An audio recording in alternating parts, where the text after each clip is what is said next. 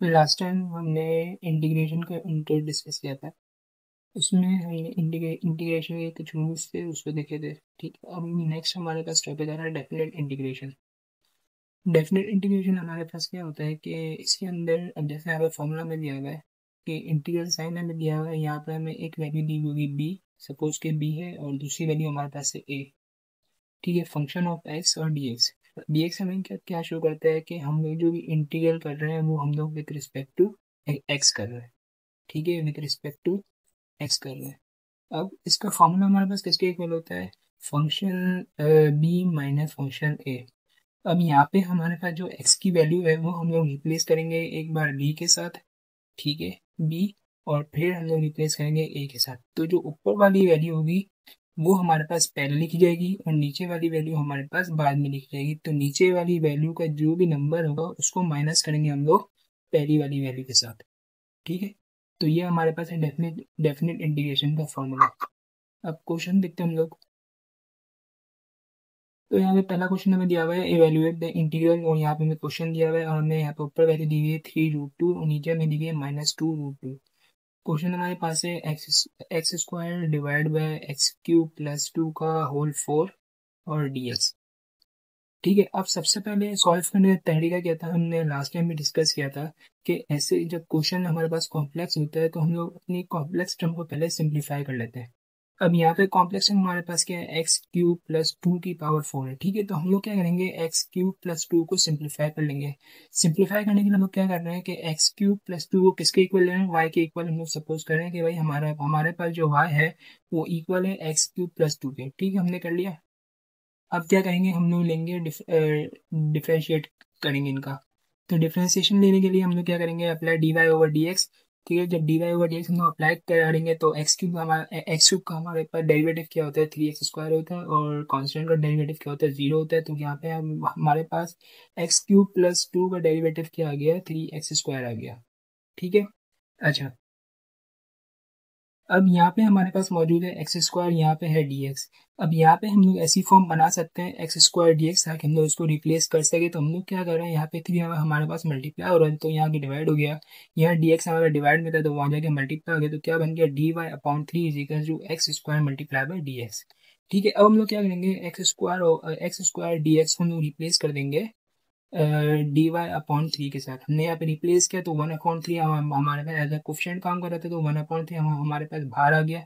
और अंदर हमारे पास क्या बचा, 1/3 हमारे पास यहाँ पे है, और यहाँ पे इंटीग्रल साइन क्वेश्चन के अकॉर्डिंग, और ऊपर हमारा वैल्यू है 3√2 और नीचे हमारे पास आ गई -2√2।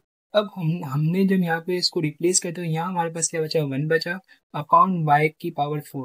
y/4 क्यों है, क्योंकि हमने y को हमने सपोज किया था कि भाई हमारा y इक्वल है एक्स क्यूब प्लस 2 के। ठीक है, तो y/4 आ गई और यहाँ पे हमारे पास आ गया dy।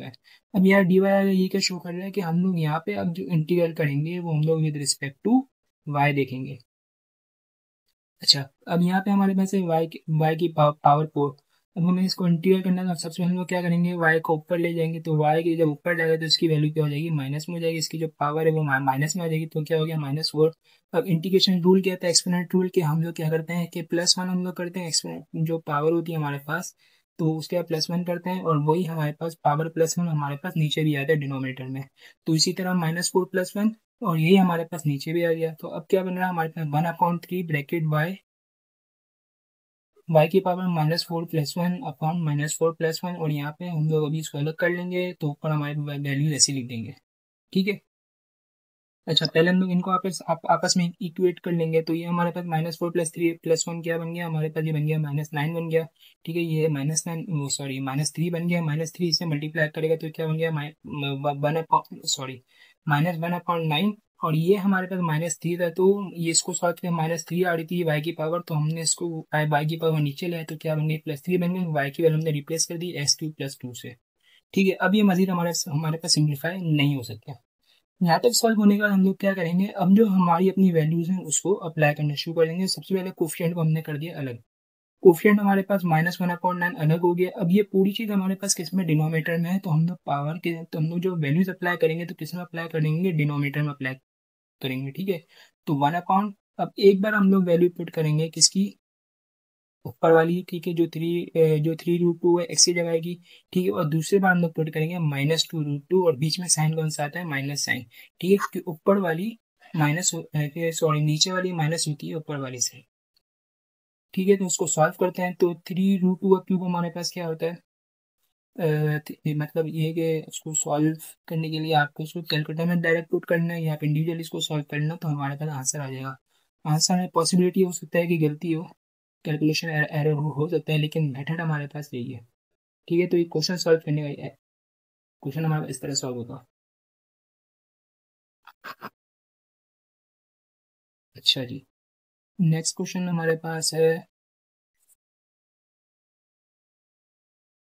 ये, यहाँ हमें बोल रहा है कि इवेलुएट द इंटीग्रल, और यहाँ पे हमें क्वेश्चन दिया हुआ है और वैल्यू हमें दी हुई है, ऊपर लिखी हुई है इन्फिनिटी और नीचे हमारे पास लिखी हुई है 0, 1/बीटा, और हमें ये हमारे पास एक्सपोनेंशियल फॉर्म होती है, पावर हमारे पास है -x/बीटा और dx, ठीक है। अब यहाँ पे हम लोग जो कॉम्प्लेक्स टर्म ले रहे हैं वो क्या ले रहे हैं, -x/बीटा, क्योंकि इसको हम लोग सॉल्व करके हम लोग अपनी टर्म को रिप्लेस, हम लोग अपना क्वेश्चन सिंप्लीफाई कर सकते हैं।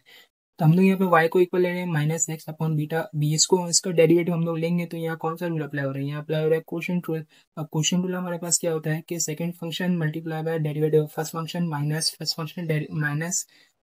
Function derivative of second function upon second function का स्क्वायर, ठीक है। तो माइनस साइन हमारे पास कॉमन आ गई और ब्रैकेट में हम लोग अप्लाई करेंगे अपना क्वोशिएंट रूल। तो फर्स्ट फंक्शन का डेरिवेटिव 1 आ गया, ठीक है, माइनस फर्स्ट फंक्शन ऐसे लिखा और सेकंड फंक्शन का डेरिवेटिव क्या होता है 0, क्योंकि बीटा हमारे पास क्या है, सॉरी, बीटा का हमारे पास कांस्टेंट है, तो हमारे पास सेकंड फंक्शन का डेरिवेटिव क्या आ गया, 0 आ गया, और अपॉन बीटा का स्क्वायर सॉल्व करा हमने, तो x0 से मल्टीप्लाई लगा तो ये क्या हो गया 0, ऊपर हमारे पास क्या बचा, बीटा बचा, तो टर्म क्या बची है, minus beta upon beta square, तो बीटा से स्क्वायर कैंसिल हो गया, तो फिर क्या बच रहा है हमारे पास -1/बीटा। अब यहाँ पे हम लोग dx को यहाँ पे ले जाएंगे और माइनस साइन हमारे पास dy के साथ आ गया। अब हमारे पास ये जो 1/बीटा डी एक्स है, यही टर्म हमारे पास यहाँ पे भी मौजूद है, तो हम लोग उसको रिप्लेस कर देंगे -dy से, तो माइनस साइन हमारे पास बाहर आ गया और dy हमारे पास अंदर आ गया। अब जो डेरिवेटिव लेंगे हम लोग लेंगे विद रिस्पेक्ट टू y, क्योंकि यहाँ पर हमारे पास क्या आ गया, डी वाई आ गया। अब हम लोग डेरिवेटिव लेंगे, तो सबसे पहले हम लोग क्या करेंगे, y को हम लोग रिप्लेस कर देंगे, जो y की वैल्यू थी -x/बीटा हमने जो ली थी, सपोज की थी। अब क्या करेंगे हम लोग, अच्छा ये जो ये हमारे अब ये यहाँ पे हमारे पास आ गया e की पावर -x/बीटा आ गया, ठीक है। अब हम लोग क्या करेंगे, हम लोग अपनी वैल्यू अप्लाई करना शुरू करेंगे, एक बार इन्फिनिटी है और एक बार हमारे पास क्या 0, तो सबसे पहले हम लोग इन्फिनिटी रख के सॉल्व करेंगे, फिर माइनस, फिर हम लोग रखेंगे 0, तो e की पावर -∞/बीटा माइनस ई की पावर -0 होता है बीटा, तो 0 से कोई भी चीज़ डिवाइड होती है तो क्या होता है, हमारे पास 0 आती है, और इन्फिनिटी हमारे ऊपर मौजूद है, तो इन्फिनिटी से कोई भी चीज़ हमारा डिवाइड मल्टीप्लाई कुछ भी होता है, तो आंसर क्या आता है, हमारे पास इन्फिनिटी आता है, ठीक है। अच्छा जी, अब ये हो गया e की पावर -∞, और माइनस हमारे पास आ गया e की पावर 0। अब e की पावर 0 हमारे पास कैलकुलेटर में पुट करें तो क्या आता है, 1 आता है, ठीक है। और ये e की पावर -∞ है, तो ये नीचे आ जाएगा, तो क्या हो गया 1/e∞। 1/e∞ हमारे पास किसकी इक्वल होता है, 0 के इक्वल होता है, ये सॉल्व में से तो हमने इसको 0 के इक्वल लेते हैं, ठीक है। -1 आ गया, तो ये हमारे पास 0 हो गया, ठीक है। तो माइनस सॉल्व करेंगे तो हमारा आंसर कितना आ गया, +1 आ गया। अच्छा जी, फिर नेक्स्ट क्वेश्चन हमारे पास है, दो वैल्यूज यहाँ पे हमें, अच्छा ठीक है, ये वाला देख लेते हैं। यहाँ पे हमें बोल रहा है कि इंटीग्रल साइन में दिया हुआ है, इन्फिनिटी की वैल्यू दी हुई है, एक 0 दिया हुआ है, और क्वेश्चन हमें दिया हुआ है थीटा ई की पावर -x θ dx, ठीक है। तो सबसे पहले हम सिंप्लीफाई करने के लिए क्या कर रहे हैं, y को सपोज कर रहे हैं -x θ, ठीक है। माइनस साइन हमारे पास बाहर कॉमन आ गया, तो अंदर क्या बचा है x θ, तो x θ हमारे पास जब इसका डेरिवेटिव लेंगे कौन सा रूल अप्लाई होगा, प्रोडक्ट रूल। प्रोडक्ट रूल हमारे पास क्या होता है, first function multiply by derivative of a second function plus second function multiply by derivative of a first function. तो यहाँ सेकंड फंक्शन हमारे पास जो थीटा है वो क्या है, कांस्टेंट है, तो अप्लाई करेंगे तो हमारे पास क्या बन रहा है, ये dy/dx equals to minus theta बन रहा था, ठीक है। तो माइनस साइन हमारे पास मार्च चला गया और dx हमारे पास थीटा से मल्टीप्लाई हो रहा है। अब ये थीटा dx हमारे पास क्वेश्चन में मौजूद है, तो हमने इसको रिप्लेस कर दिया। अब क्या बच रहा है हमारे पास, माइनस इंटीग्रल साइन इन्फिनिटी और 0 की हमने वैल्यू क्वेश्चन के अकॉर्डिंग लगा दी, e की पावर y और dy आ गया, ठीक है। अब y को हम लोग किससे रिप्लेस कर रहे हैं, इसकी वैल्यू जो कि हमने सपोज की थी -x θ, ठीक है, तो हमने इसको रिप्लेस कर दिया। अब हम लोग अपनी वैल्यूज अप्लाई करेंगे जो कि इन्फिनिटी और जीरो दी हुई है। तो अप्लाई हम लोग जब करेंगे तो इन्फिनिटी से कोई भी चीज़ मल्टीप्लाई होती है तो आंसर क्या आएगा, इन्फिनिटी आएगा। और जीरो से कोई भी चीज़ मल्टीप्लाई होती है तो आंसर क्या आता है, जीरो आता है। ठीक है, फिर माइनस ब्रैकेट में one upon infinity, one upon E की पावर इन्फिनिटी माइनस ई की पावर जीरो हमारे पास किसकी इक्वल होती है, वन की इक्वल होती है। तो हमने वन की इक्वल ले ली। और one upon infinity, one upon E की इन्फिनिटी हमारे किसके इक्वल होता है, जीरो के। माइनस वन, तो आंसर हमारे पास कितना आ रहा है, वन आ रहा है। अच्छा जी, फिर एक और क्वेश्चन देख लेते हैं। अच्छा, क्वेश्चन हमारे पास है इंटीग्रल वैल्यू हमें दी हुई है वन और जीरो, और क्वेश्चन हमारे पास X plus one X square two X. अच्छा, ठीक है, अब यहाँ पे हमारे पास कॉम्प्लेक्स टर्म क्या है, नीचे वाली X square plus two X plus four की power minus one upon four. तो हम लोग y को इक्वल लेंगे X square plus two X plus four, फिर डेरिवेटिव हमने लिया। तो एक्स स्क्वायर का डेरिवेटिव हमारे पास क्या होता है, टू एक्स होता है। टू एक्स का डेरिवेटिव हमारे पास टू होता है, और फोर का डेरिवेटिव हमारे पास कांस्टेंट है तो क्या होगा, जीरो होगा। ठीक है, तो हमारे पास क्या बन रहा है, two X plus two, common टू ले लिया हमने तो क्या बच रहा है, X plus one, sorry two हमारे बाहर कॉमन आ गया, अंदर क्या बचा, एक्स प्लस वन आ गया। अब क्वेश्चन के अकॉर्डिंग हमें क्या बोल रहा है, क्वेश्चन के अकॉर्डिंग हम अगर हम लोग देखें तो क्या आ रहा है, X plus one D X हम लोग बना सकते हैं।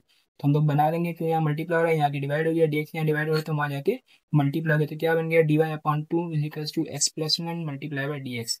क्वेश्चन हम लोग अब इसी चीज़ को हम लोग अपने क्वेश्चन में पुट करेंगे। तो x one upon two question है तो बाहर आ जाएगा, इंटीग्रल साइन से बाहर आ गया, अंदर हमारे पास क्या आ गया, वन अपॉन वाई की power minus one upon four D Y. ठीक है, अब अब इसका डेरिवेटिव हम लोग लेंगे विद रिस्पेक्ट टू वाई, तो वाई की पावर है माइनस वन अपॉन फोर। तो अब ये माइनस वन अपॉन फोर है तो ये पे जाएगी प्लस, प्लस हो जाएगी एक्सपोनेंट रूल के अकॉर्डिंग, पावर प्लस वन। और वही पावर प्लस वन हमारे पास डिनोमिनेटर में भी आती है, तो उसी तरह सॉल्व कर लेंगे। नीचे हमारे पास क्या आ रहा है, फाइव अपॉइंट फोर आ रहा है। जब ये रेसिप्रोकल होगा तो क्या बन जाएगा, फोर अपॉइंट फाइव बन जाएगा। सॉल्व करेंगे, फिर वाई की वैल्यू हमने रिप्लेस कर दी। तो अब हमारे पास कंडीशन क्या आ रही है, टू अपॉइंट फाइव। अब हम लोग अपनी वैल्यूज पुट करेंगे। एक बार हम लोग पहले पुट करेंगे पूरे में, पूरे स्ट्रम में हम लोग क्या पुट करेंगे, वन पुट करेंगे, फिर दूसरे फिर माइनस साइन आएगा, फिर दूसरे हम लोग क्या पुट करेंगे, पूरे में जीरो पुट करेंगे। ठीक है, सबसे पहले वन पुट किया तो वन का स्क्वायर वन हो गया। ठीक है, ये सॉल्व कर लेंगे हम लोग पूरा, तो हमारे पास फाइनल आंसर आ जाएगा 1.49 मेरा आ रहा है। बाकी आप लोग सॉल्व करके चेक कर लेना, कन्फर्म कर लेना। तो ये हमारे टॉपिक था डेफिनेट इंटीग्रेशन का। अच्छा, जैसे एक एक क्वेश्चन में बता देता हूँ। तो यहाँ हमें कॉम्प्लेक्स टर्म क्या दी हुई है, एक्स फोर प्लस फोर दिया हुआ है, तो हम एक्स फोर प्लस फोर को वाई के इक्वल ले रहे हैं।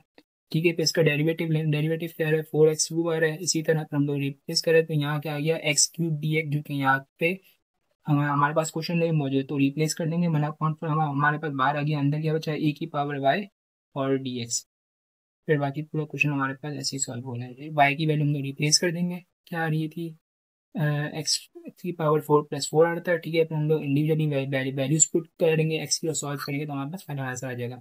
अच्छा, कैलकुलेटर में ई की पावर हमारे पास आती है, तो हम लोग ई शिफ्ट दबा के जब ई दबाएंगे तो हमारे पास ई और ऊपर हमारे पास ब्लैंक आ रही होगी। ठीक है, तो ब्लैंक में कोई भी पावर हम लोग जब पुट कर लेंगे और इक्वल टू करेंगे तो हमारा आंसर आ जाएगा।